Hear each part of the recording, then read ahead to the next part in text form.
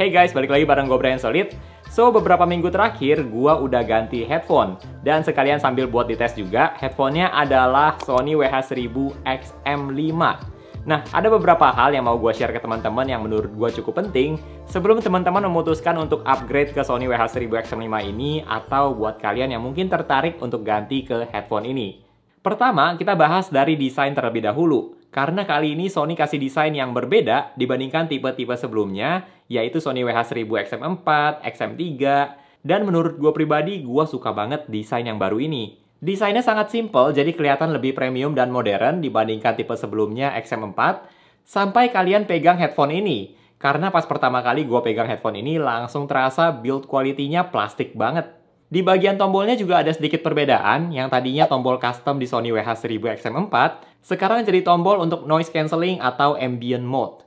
Walaupun desainnya udah lebih bagus dan masih terbuat dari plastik, tapi menurut gue ada satu hal yang perlu diapresiasi, yaitu comfort atau kenyamanan menggunakan headphone ini. Dari pertama kali cobain Sony WH-1000 XM5 ini langsung terasa lebih nyaman dibandingkan yang XM4. Ini mungkin karena faktor bentuk kepala juga ya, tapi menurut gue pribadi sih lebih nyaman. Dan untuk orang yang menggunakan kacamata seperti gua sendiri, itu juga terasa lebih nyaman menggunakan headphone ini. Ukuran ear cups-nya juga sedikit lebih besar dibandingkan XM4 yang bikin telinga lebih nggak cepet panas ketika digunakan dalam waktu yang lama.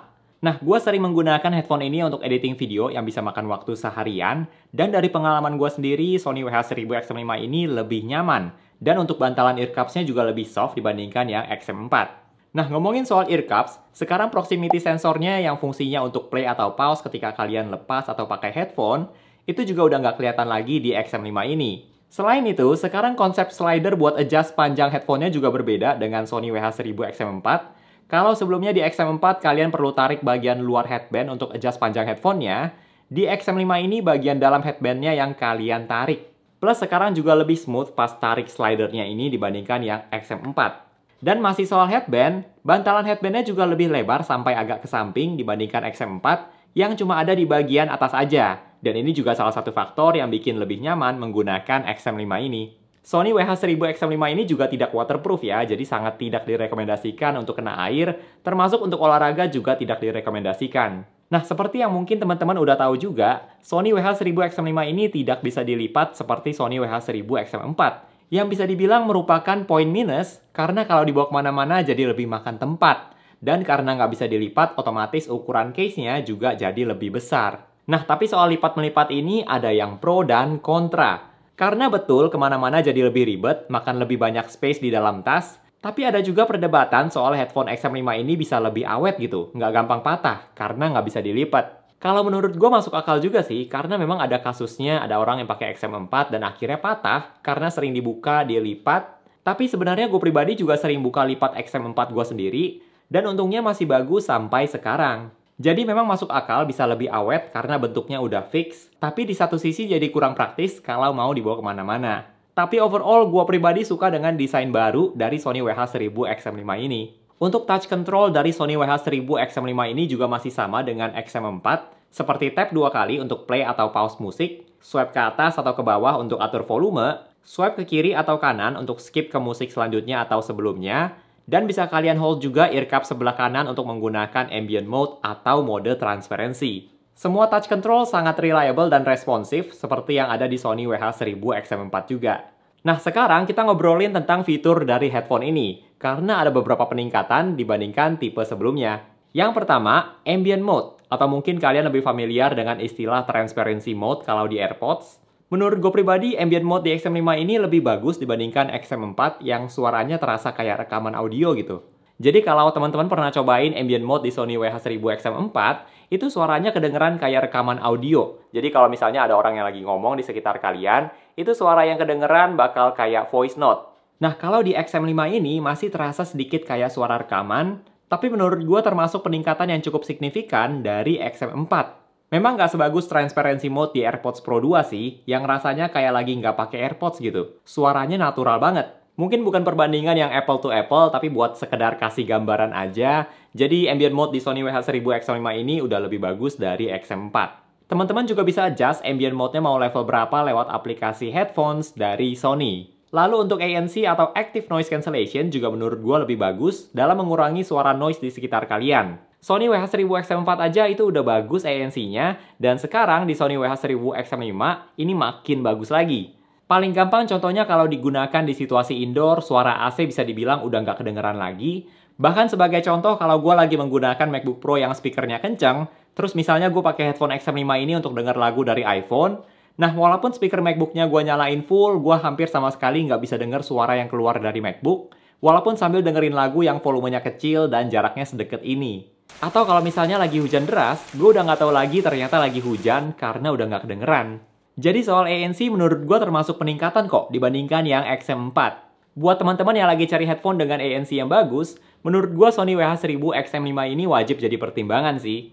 Lalu untuk baterai dari Sony XM5 diklaim bisa up to 30 jam, yang sebenarnya masih sama dengan baterai XM4, sama-sama up to 30 jam. Tapi di XM5 ini kalian bisa cas 3 menit dan headphone-nya bisa digunakan hingga 3 jam. Nah, tentu saja gue tidak menggunakan headphone ini secara terus-terusan selama 30 jam, tapi gambarannya sama seperti Sony WH-1000XM4, bisa digunakan sekitar 1-2 minggu tanpa dicas, tergantung penggunaan juga. Untuk kualitas mikrofon dari Sony WH-1000XM5 ini, menurut gue jauh lebih bagus dibandingkan XM4, karena mic-nya sendiri jumlahnya ada lebih banyak. Totalnya ada 8 mic, dan terbagi menjadi 4 mikrofon di masing-masing ear cups. Jadi jumlah mic-nya 2 kali lipat lebih banyak dibandingkan XM4, yang hanya ada 2 mikrofon di masing-masing ear cups. Buat kalian yang penasaran seperti apa kualitas mikrofon dari Sony WH-1000XM5 ini, kita langsung aja coba dengerin suara dari mikrofon XM5. Nah, kalau suara yang teman-teman dengar saat ini adalah suara yang direkam langsung dari mikrofon Sony WH-1000XM4. Jadi seperti inilah kualitas mikrofon yang ada 2 di masing-masing ear cups-nya. Totalnya ada 4 mikrofon. Tes 1, 2, 3, tes 1, 2, 3, tes 1, 2, 3. Seperti inilah kualitas mikrofon dari Sony WH-1000XM4. Oke, suara yang teman-teman dengar saat ini adalah suara yang direkam langsung dari mikrofon Sony WH-1000XM5. Jadi seperti inilah kualitas 8 mikrofon dari headphone ini. Tes 1, 2, 3, tes 1, 2, 3, tes 1, 2, 3. Gimana menurut teman-teman? Apakah perbedaannya signifikan dengan yang Sony WH-1000XM4? Nanti coba tulis di kolom komentar ya. Nah, tentu saja kalau bahas soal headphone, kita juga harus ngobrolin tentang kualitas suaranya. Nah, gimana sih kualitas suara dari Sony WH-1000XM5 ini dibandingkan dengan Sony WH-1000XM4?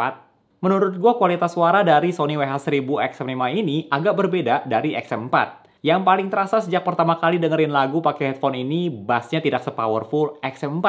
Karena gue hampir setiap hari menggunakan Sony WH-1000XM4, gue masih inget banget betapa bass heavy-nya XM4 itu. Dan pas cobain XM5, langsung sadar headphone ini bassnya tidak sepowerful XM4. Tapi, headphone XM5 ini menurut gue lebih balance. Mid dan high-nya lebih jelas, dan detail instrumen, suara vokal, itu juga terdengar lebih jelas di XM5 ini. Kalian bisa adjust equalizer-nya lagi di aplikasi Sony Headphones, misalnya kalau mau bass-nya lebih di-boost atau mau dikurangin. Ada enaknya juga sih Sony kasih aplikasi seperti ini, jadi bisa kalian custom sesuai dengan keinginan kalian. Jadi memang walaupun XM5 ini penerus dari XM4, tapi menurut gue karakter suaranya serupa tapi tidak sama. Buat teman-teman yang suka dengerin lagu bass heavy, misalnya EDM, hip hop, dan sebagainya, gue yakin kalian akan lebih suka Sony WH-1000XM4 dibandingkan XM5. Tapi kalau kalian yang nggak suka headphone bass heavy, XM5 ini pilihan yang bagus. Sekarang kita bahas harganya.